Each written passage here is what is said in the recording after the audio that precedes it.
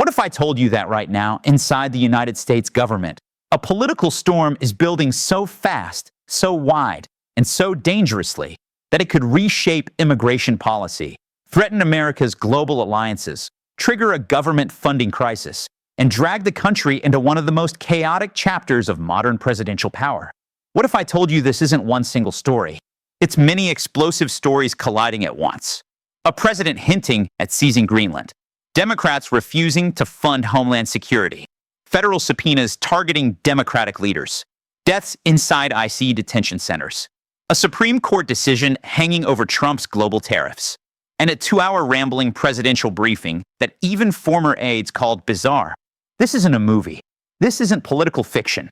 This is America, right now. And by the end of this video, you'll understand why Washington insiders are quietly saying, we are closer to a constitutional and political crisis than most people realize. Let's break it all down. What just happened? Breaking summary. On the first anniversary of Donald Trump's second inauguration, the White House turned into a stage for political chaos. President Trump stood beside Press Secretary Caroline Leavitt and launched into a 2-hour-long, rambling address, waving around a binder labeled accomplishments. He praised himself, attacked critics, floated wild foreign policy threats, and made offhand comments that stunned even his own allies. At the same time, multiple Democrats announced they will refuse to vote for a Department of Homeland Security funding bill, citing alarm over ICE tactics, detention deaths, and what they call authoritarian overreach. The Justice Department issued subpoenas to top Minnesota Democrats, accusing them of conspiring to block federal immigration enforcement. 2 people died inside a Texas IC detention facility within 2 weeks. Trump teased using something else to tax allies if courts block his sweeping tariffs. He posted altered images of himself planting a U.S. flag in Greenland and warned the world would find out how far he's willing to go to acquire it. Meanwhile, the Supreme Court stayed silent on whether Trump's global tariffs are legal. And behind the scenes, Democrats, Republicans, judges, governors, and foreign leaders are all bracing for what comes next. Background and history. How did we get here? To understand this moment, you have to understand Trump's second term.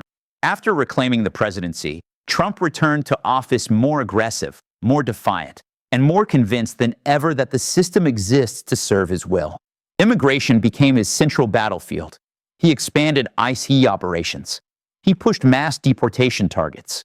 He reopened detention centers closed years earlier. He stripped temporary legal protections from migrant groups, including Venezuelans. And he openly accused Democratic-run cities and states of sabotaging federal enforcement. At the same time, Trump revived his tariff war strategy.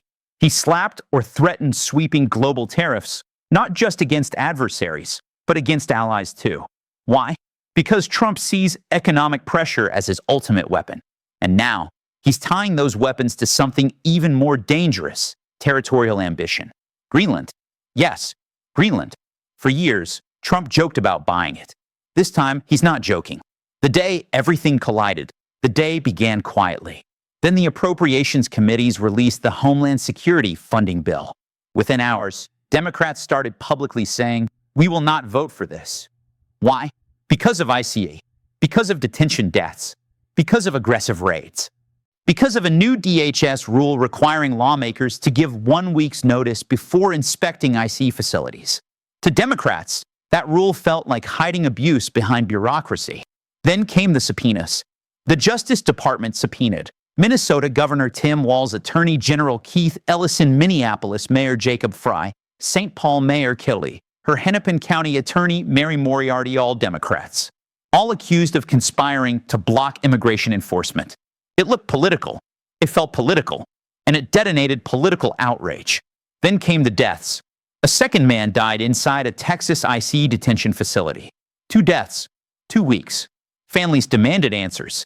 Activists protested. Lawmakers demanded investigations. Then came Trump's press briefing. 2 hours. Rambling. Unscripted. Off topic. Defiant.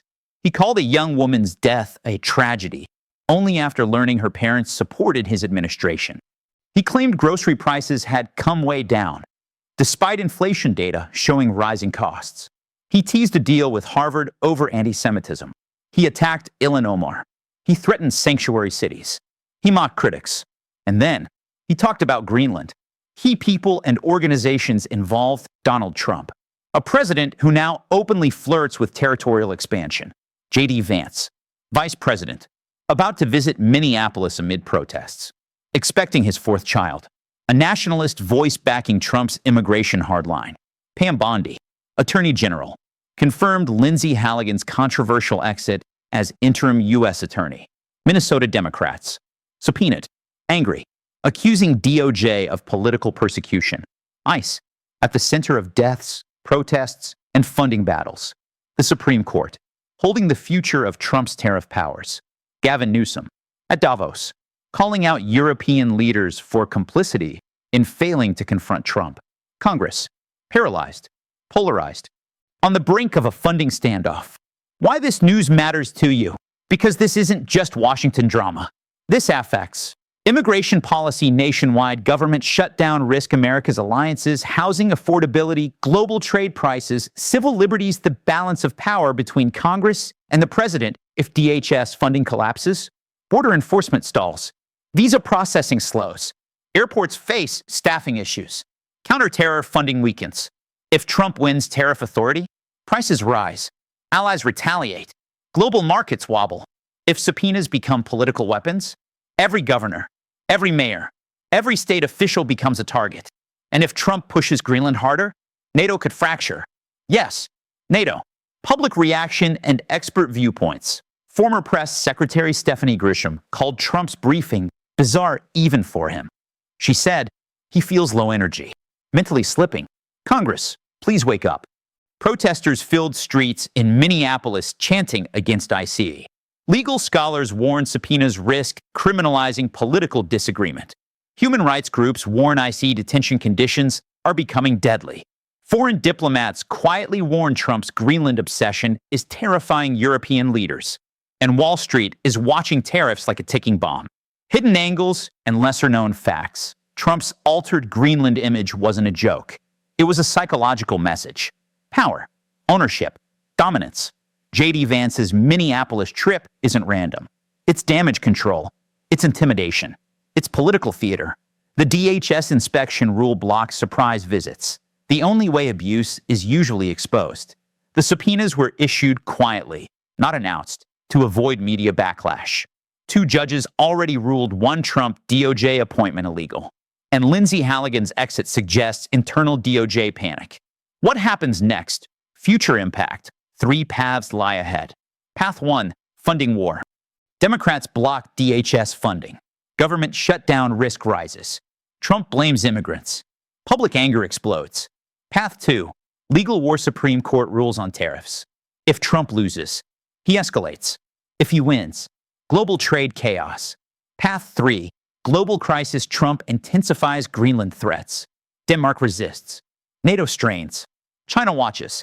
Russia watches. And inside America, ICE protests grow. Subpoenas spread. Courts clog. Trust collapses. Here's the uncomfortable truth. This isn't about Greenland. It's not about ICE. It's not even about tariffs. It's about power. Who controls the government? Who defines the law? Who decides what democracy really means? Because right now, the system is bending. The institutions are straining. And one man is daring them to stop him. And the scariest part? No one yet knows if they can.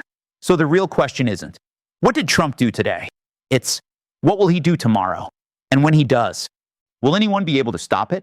And just when it feels like this political earthquake has already reached its peak, another aftershock hits. Because while cameras were focused on Trump's rambling press briefing and the exploding Greenland controversy, something far more dangerous was quietly unfolding inside America's justice system. The subpoenas that changed everything.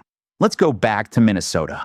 When the Justice Department sent subpoenas to Governor Tim Walz, Attorney General Keith Ellison, Minneapolis Mayor Jacob Frey, St. Paul Mayor Kaylee Herr, and Hennepin County Attorney Mary Moriarty, it wasn't just another legal move. It was a political grenade. These are not fringe local officials. These are some of the most powerful Democratic leaders in the Midwest. And the accusation? That they conspired to block federal immigration enforcement. Conspired. That single word changed the meaning of everything. Because now, Immigration policy disagreement was no longer a political debate. It was being treated as a potential federal crime. Inside legal circles, alarms went off immediately. Former prosecutors began asking quietly, if this logic stands, what stops a future administration from subpoenaing Republican governors for refusing to enforce gun laws, or abortion laws, or climate rules? In other words, this wasn't just about Minnesota. This was about criminalizing political resistance. Why Minnesota became ground zero? Why Minnesota? Why now? There's a strategic reason. Minnesota has some of the strongest sanctuary-style protections in the country. Local police there are restricted from cooperating with ICE detainers unless a judge signs off. County jails don't hold undocumented immigrants without warrants. And city officials have repeatedly refused to share data with federal immigration authorities. Trump has hated this for years. To him, Minnesota represents open defiance. So by targeting Minnesota first, the message becomes clear: no democratic state is safe. And once that fear spreads, compliance follows. The ICE deaths nobody can ignore. Now let's talk about the part of this story that almost nobody in Washington wants to dwell on. The deaths inside ICE detention. 2 men, 2 weeks, 1 facility in Texas. The first death barely made headlines. The second one forced attention. Families described phone calls that suddenly stopped. Lawyers said medical requests were ignored.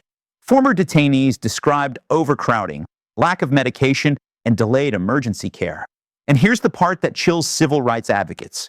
ICE refused to release full medical records. They cited ongoing internal review, which, in Washington language, often means bury it quietly and wait for public outrage to fade. But this time, outrage didn't fade. It spread. The inspection rule that set Democrats on fire. Then came the DHS policy change that poured gasoline on everything. The Department of Homeland Security announced that members of Congress must give 1 week's notice before inspecting immigration detention centers. No more surprise visits. No more spontaneous inspections. No more catching abuse in real time. A federal judge blocked an identical rule last month. But now, another judge in Washington, D.C. allowed it to proceed. Democrats were furious. They said, this is about hiding conditions. This is about hiding deaths. This is about hiding mistreatment. And that's the moment Democratic lawmakers said, enough. Why Democrats are ready to burn the DHS funding bill when the Homeland Security funding bill text dropped. Democrats didn't even wait for floor debate. They went straight to the cameras. And one by one, they said, we will not fund this department. Why? Because to them, DHS had crossed a red line. Death in custody, secrecy rules, political subpoenas, authoritarian enforcement tactics. They said funding DHS now would be moral complicity. Republicans called it reckless. The White House called it sabotage. But Democrats are betting something dangerous. That public anger over IC will outweigh fear of a government shutdown. It's a high-stakes gamble, and it could backfire catastrophically. The Supreme Court clock is ticking while all of this is happening. The Supreme Court is sitting on a political nuclear weapon, Trump's global tariffs. He imposed sweeping tariffs on allies and rivals alike. Steel, cars, technology, consumer goods. But lower courts ruled that he may not legally have that power. Now the Supreme Court must decide. And here's why this matters more than almost anyone realizes. If the court rules Trump's tariffs illegal, he already said he will use something else to tax allies. Something else. What does that mean? Emergency powers? National security statutes? Sanctions authority? No one knows. But Wall Street is terrified because any unpredictable workaround Trump invents could trigger retaliation from Europe, Japan, and Canada, which means higher prices for Americans, which means inflation spikes, which means political chaos. Greenland, not a joke anymore. Let's return to Greenland, because this is where the story crosses into genuinely surreal territory. Trump posted an altered image of himself planting a U.S. flag on Greenland. Standing beside him, J.D. Vance, Marco Rubio. This wasn't a meme. This was a message. And when asked if he would invade Greenland, Trump didn't deny it. He said, "The world will find out how far I'm willing to go." That single sentence sent shockwaves through European capitals. Denmark issued a diplomatic protest. NATO officials held emergency consultations. And at Davos, California Governor Gavin Newsom publicly accused European leaders of complicity for not confronting Trump's threats. Why does Greenland matter so much? Because it controls key Arctic shipping lanes. Because it holds rare earth minerals. Because climate change is melting ice, opening new trade routes. And because China and Russia are racing for Arctic influence. So when Trump talks about seizing Greenland, he's talking about redrawing the global power map. The NATO nightmare scenario. Here's the nightmare scenario diplomats are whispering about. Trump escalates Greenland pressure. Denmark refuses. Trump threatens tariffs on European goods. Europe retaliates. Trump questions NATO obligations. Russia tests NATO boundaries. China watches quietly. And suddenly, the post-World War II alliance system cracks. All because of one man's obsession. The Doge crisis nobody is talking about. Now let's talk about Lindsay Halligan, Trump's former personal lawyer. Appointed interim U.S. attorney for Eastern Virginia. 2 judges ruled her appointment illegal. They ordered her not to call herself a U.S. attorney. They demanded replacements. And now, she's gone. Quietly. No press conference. No explanation. Attorney General Pam Bondi confirmed her exit. Why does this matter? Because Halligan was assigned to prosecute James Comey, Letitia James, 2 of Trump's biggest enemies. Which means those prosecutions may now collapse. Which means the DOJ is an internal crisis. Which means Trump's legal war machine just hit a wall. Why this feels like 1974 all over again. Veteran journalists are making a comparison they haven't dared make in years. Watergate. Not because of a single scandal, but because of the pattern. Political enemies targeted. Courts defied. Institutions pressured. Laws stretched. Reality rewritten. And a president convinced the rules no longer apply to him. That's the pattern. The silent majority is about to wake up. Here's the wild card nobody can predict. The American public. Right now, most people are exhausted. Inflation, wars, elections, culture wars. But something is shifting. ICE deaths hit emotionally. Greenland sounds insane. Subpoenas feel authoritarian. Tariffs threaten grocery prices. And DHS funding collapse would affect airports, visas, and border security. This isn't abstract anymore. It's personal. The final warning. So here we are. A president threatening territorial expansion. A Justice Department subpoenaing political opponents. Lawmakers refusing to fund Homeland Security. Deaths inside detention centers. A Supreme Court decision that could collapse global trade. And NATO's future suddenly uncertain. All at the same time. And if history teaches us anything, it's that democracies don't collapse in one dramatic moment. They collapse in 1,000 quiet steps. One subpoena, one rule change, one court ruling, one threat, one normalization of the unthinkable. So the real cliffhanger isn't Greenland. It isn't ICE. It isn't tariffs. It's this. How many lines can be crossed before the country finally says, no more? Because when that moment comes, it won't be polite, it won't be calm, and it won't be reversible. And the world will be watching what America does next.